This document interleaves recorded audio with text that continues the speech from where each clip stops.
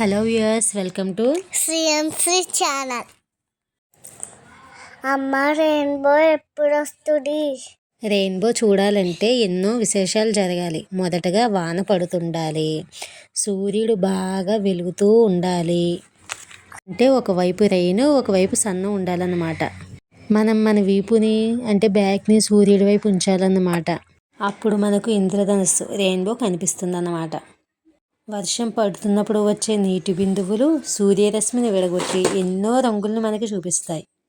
ఎరుపు, ఆరెంజ్, పసుపు, ఆకుపచ్చ, నీలం, ఇండిగో మరియు ఊదా రంగుల్లో కలర్స్ని షార్ట్కట్లో విబ్జ్యోర్ అంటారన్నమాట.